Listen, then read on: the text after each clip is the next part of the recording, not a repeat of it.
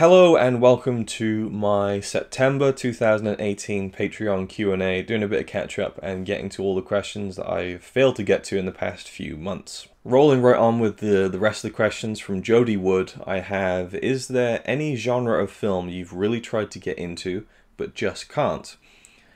I don't think there is any genre I can really answer as far as this question is concerned, because for me, I can look at westerns, I can look at musicals and say that they're genres I don't really love, to the point of where, I'll sit out, oh, I really want to watch a good musical tonight, I really want to watch a good western tonight.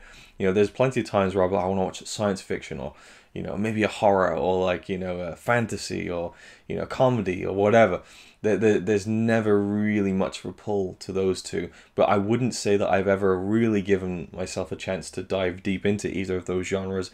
I would even say that period films, up to a point, I lose a bit of interest, and it's mainly the kind of like upper class kind of, Victorian era stuff, like if you go period with like samurai, I'm all over it, I love that, but the kind of like the British kind of period style, I know that's kind of a dreary, uninteresting time period and setting for storytelling for me.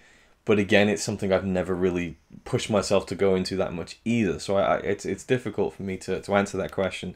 So I would say that musicals and westerns, as always, are kind of my two points that I don't really delve into too much. But it's not that I've tried and can't get into them, because I don't think I have really tried to break past that. So yeah, that's kind of my answer to that, I think. And there's other things here and there, but we're talking about like micro genres and subgenres and things like that. But I think that westerns, musicals, and kind of period films are kind of the main offenders as far as the genres that I don't readily love for a genre as its own thing, if that makes sense.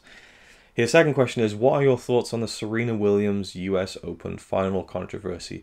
I didn't follow it too closely, but I do think that from what I saw, at least, I think Serena Williams is a very outspoken person, and I can date this back to like 10, maybe 15 years ago, when her and her sister were like really, well, I'm not sure when she really broke through above Venus, but I remember those years when they were facing each other in the Wimbledon finals. And for me, tennis is really only about Wimbledon. I never follow like all the other circuits and stuff and tournaments as much as I'd love to have the time to. Wimbledon I'm a big fan of, and I love kind of tuning in for that. But there's always that kind of moment where, Venus Williams will go out of the tournament. She's like, oh, well, I've been dealing with this injury. Like, there's always this excuse, And I've seen it in Serena Williams, too, who, I'm a fan of. I think she's a fantastic player. And certainly a few things over the past year or two have gone down with Serena Williams, making headlines and things that I haven't agreed with, like how they stopped her from wearing a certain thing, which was just ridiculous, And to have kids and then come back and be as great as she is, I think she's awesome.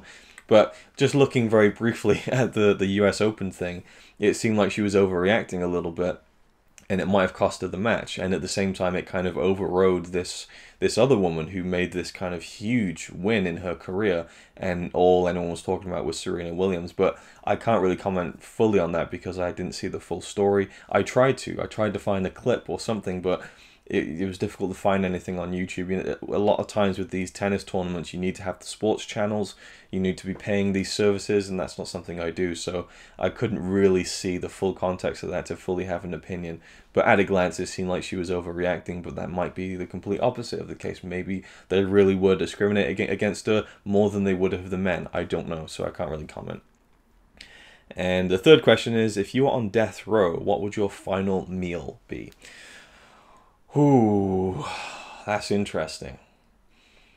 I would have 4 slices of Connie's homemade from scratch pizza, and I would have 2 of Connie's homemade burgers with pepper sauce, a little bit of mustard, and a tiny bit of brown sauce, with her spiced wedges on the side also. So they just need to bring Connie over to do all the cooking for that particular last meal. I think that's what I'd go for. And I'm not saying that to get brownie points because, oh yeah, Connie's brownies as well. No, because she's never going to watch this. It's just genuinely my favorite food is the stuff that she makes. She doesn't do it very often, but when she does, it's pretty spectacular. And we also have a question here from Tom Gertz. If someone would ask you to pick a director and a lead actor / actress to turn your favorite book into a movie, what would it be? Name of the book, director, and leading star. Okay, so I have a few favorite books. A couple of the Harry Potter books are among my favorites, but you know, we want to move into a more interesting area here. So some of my favorite books, one of them is Relic, but Relic has already been made into a movie, and from what I've seen, it looks terrible compared to the book, which is just incredible. About this, I think it's the New York Museum, Natural History Museum, and this whole, I mean, it's just an incredible story, so gripping. But the one that actually jumps out to me is Watchers. Probably a bit of an emotional, nostalgic connection to it because my mum told me about it when I was a kid and how much she loved it. So Watchers is a Dean Koontz novel about this guy. I think he was like ex-military or something, and he's kind of in his 30s. He's trying to get on with his life. He's very much got nothing going on, and he finds, while he's hiking out in this state park, I think it is, he finds this dog that's being chased by a creature. And both of these animals turn out to be these government experiments. He takes the dog with him. I think it's a golden retriever. And he slowly realizes that this dog is very intelligent. His name is Einstein. And along the way, him and this dog meet this woman who is very frail, you know, in terms of emotionally and not physically, but she's a woman who has just led a very sheltered life and stuff. I think her aunt had recently passed away, and she's being hassled by this guy who's kind of making these sexual advances on her. And she meets the guy from the beginning who finds the dog, and they kind of form this weird kind of trio, this group. But they're being hunted by the government then because this dog is like top priority, you know, and lots of different characters get involved. Well, not lots, but quite a few, and a lot of strange things that are happening, and it's all about, you know, these very unlikely characters being put together, and this very unlikely creature in Einstein. And I love the book so much. It's such a great story, and I love the characters as well, how different they felt to me, how they felt like not stereotypical lead characters for a book. And I think if I was to have a director take it on, that's actually difficult. I don't know who I would suggest to be a director of that story, but perhaps it might be, I don't know, because I want to think of a favorite director like Richard Linklater. Wes Anderson wouldn't fit for this kind of thrilling story, I don't think. Not that he couldn't do it, but it's not quirky enough for him. It doesn't have as much humor in it. Linklater could do a good job, but I'm not sure actually. Director. I'll come back to director. I don't know who I would have play the lead male character, but I think who really jumps out to me for the female lead would be Elizabeth Olsen, who is probably about my favorite actress right now. So I think she would be very good at playing Nora. I think she would really tap into the vulnerability of that character, but also show this blossoming strength as that story progresses. I don't know which actor I'd have play the dog, but yeah, Elizabeth Olsen, director. It's a tough one, and I probably should have read these questions beforehand. But Watchers really jumped out to me, as far as like what I'd love to see, and it's already been done. Sadly, the book came out in '87, I believe. There was a film made in '88, and it spawned a bunch of low-budget sequels that just look dog shit. Like they really do. So disappointing, but I'd love to see a great film made about this great story, and I think Elizabeth Olsen would be great for the lead female character. The male, I'm not too sure. Director wise, I'll say James Ponsoldt, because he's a director you might not have heard of, but he made one of my favorite films of the past few years, The End of the Tour. And he also directed one or maybe 2 episodes of the Facebook series Sorry for Your Loss, also starring Elizabeth Olsen, which is why I thought of it. But he is a genuinely great director, one of my favorites at the minute. And clearly he's someone who really knows how to work with actors and get these great performances that just feel real. You know, look at End of the Tour. I hardly see Jason Segel in that movie. I just see this character, you know, and or this real person that he was playing, in fact. Not that this is entirely the work of the director, but clearly this is someone who can really create this this atmosphere where actors are able to do that kind of stuff that feels so natural and real. So James Ponsoldt, Elizabeth Olsen, Watchers. That would be my pick for adapting a book. And I think actually we'll leave it there. There's 1, 2, 3, 4, 5 more questions. Okay, we'll take one more question from this and leave the other 4 for the final video of this kind of catch-up series. So this one is from Graham over at Man v Film. Rank your top 5 Blu-ray labels and why. I actually thought about this when he sent the question, and I don't really think I even have a top 5. You know, there's only really a handful to choose from. I mean, you got Criterion, you got Massive Cinema, you got Arrow Video / Arrow Academy if you want to split those up into 2. You have Artificial Eye. I mean, I'm looking at some Blu-rays now, you know, but specific labels. Indicator are a very good one, but they haven't released many films I've been interested in, but they've done some incredible stuff. What else have we got that I can really think about? That there's Scream Factory, Shout Factory. They do great stuff, but again, not my favorite genre of films either. And then you just have the regular kind of studios. And look, there's loads of labels, but they're mainly, I think, a lot of those labels are geared towards horror films and things. But for me, number 1 is Criterion. It's the top dog. You know, they release some of the best films ever made in the best possible versions. You can almost always trust Criterion to do a great job with not only the special features, but the transfers and the presentations of these films, both from the way they look and sound on disc, but to the artwork and the booklets and things like that. Number 2 for me would be Massive Cinema, because that collection, the one you see behind me right here, that's what really pushed me to the next level of my movie loving life, I think, with a lot of their silent films that they've included. And I think they greatly favor silent films over even Criterion, and have more titles in their collection, I think, as far as silent films go, than the Criterion collection does. I might be wrong on that, but that's kind of really where it just exploded my love of silent films. So Massive Cinema. I think that Arrow Video are an incredible label too.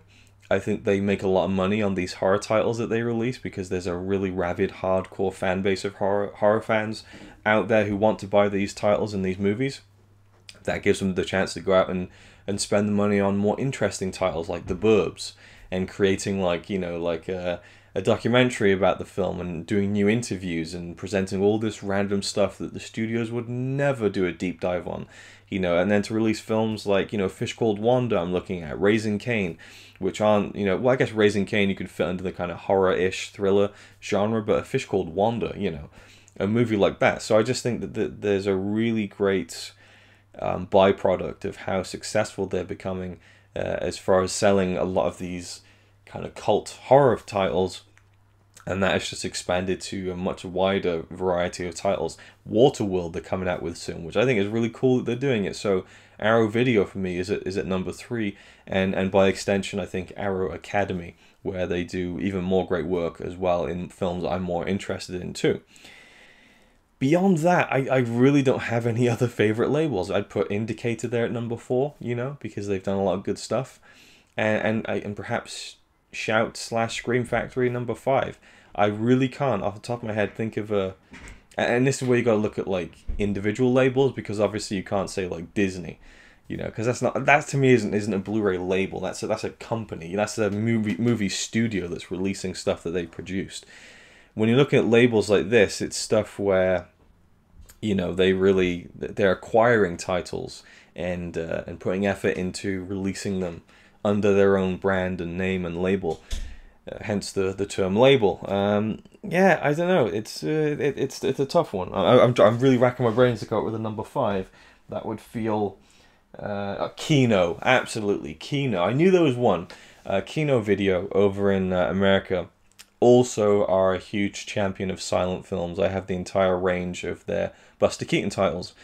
So that is something that has been huge for me, and they do great releases of other great films as well, like their release of Less Vampires, you know, is a great release. So yeah, I don't really look at a lot of their other stuff, but they've done more modern movies and things like that. But for the most part, they focus on, you know, well, not for the most part, but for me, the most thing that I focus on with Kino is their silent releases, which are always top notch. A lot of crossover with massive cinema, so I don't collect as many. But certainly the Buster Keaton franchise, the Buster Keaton collection, his kind of like silent masterpiece collection of films, they've done a bang up job with. So I think that Kino would be actually my number 4, and then I'd put Indicator at number 5. So there we go, that's my top 5 Blu-ray labels. I can't think of any other ones really. But Graham, leave me your top 5 actually, or leave me some of the ones that you think I maybe should have talked about or missed out or forgot about, because maybe I am just doing a complete blank on some of them. Anyway, that's it for now. Thank you guys for watching. We have a few more questions to go, which I'll highlight in the October Q&A, which I'll do fairly soon.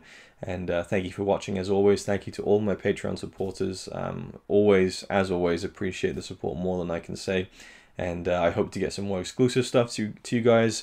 It's been a very busy period with the 24-hour movie marathon, and so I'll probably send over to you guys on the Facebook group or on the Patreon site itself some more things that are exclusive and that you can enjoy. We'll see what happens. But yeah, thank you all for watching, and I'll see you in the next one. He's alright by me. Apart from the fact he throws cans of Carlin into a tree. Yeah, he's really cool. Yeah, he's really cool. But he's not quite as cool as you.